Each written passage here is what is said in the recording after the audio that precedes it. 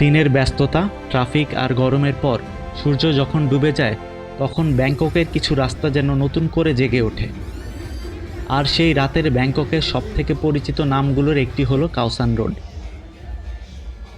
বিশ্বের বিভিন্ন প্রান্ত থেকে আসা ব্যাকপ্যাকার, ট্যুরিস্ট আর তরুণ ভ্রমণকারীদের কাছে কাওসান রোড শুধু একটি রাস্তা নয়, এটা যেন ব্যাংককের নাইট লাইফের নিজস্ব জগৎ।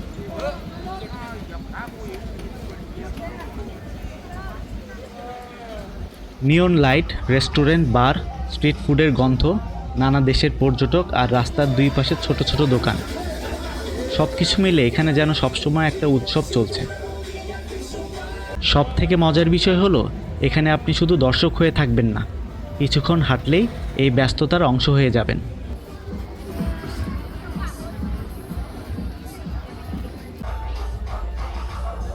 কাওসান রোডের আরেকটি বড় আকর্ষণ হলো স্ট্রিট ফুড। রাস্তার পাশে একের পর এক খাবারের দোকান, pad Thai, seafood, mango sticky rice থেকে শুরু করে নানা ধরনের উদ্ভট সব খাবার, সব কিছুই পাওয়া যায়। খাওয়া দাওয়া, নাইট লাইফের পাশাপাশি ছোট ছোট দোকানে বিভিন্ন ধরনের পোশাক, অ্যাক্সেসরিজ, সুভিনিয়ার পাওয়া যায়। তাই রাতের ব্যাংকক এক্সপিরিয়েন্সের সাথে একটু টুকিটাকি শপিংও করে নিতে পারবেন।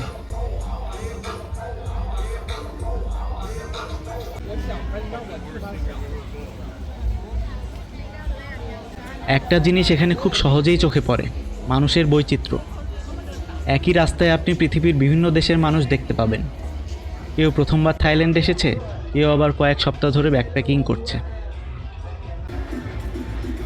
রাত যত বাড়তে থাকে কাওসান রোড ততই প্রাণবন্ত হয়ে ওঠে। রাস্তার দুই পাশে থাকা বার, ক্লাবগুলো থেকে জোরে মিউজিক বাজতে থাকে। কোথাও লাইভ মিউজিক, কোথাও ডিজে, কারো হাতে ক্যামেরা, কেউ বন্ধুদের সঙ্গে আড্ডা দিচ্ছে, আবার কেউ শুধু রাস্তার পাশে বসে এই নাইট লাইফ উপভোগ করছে।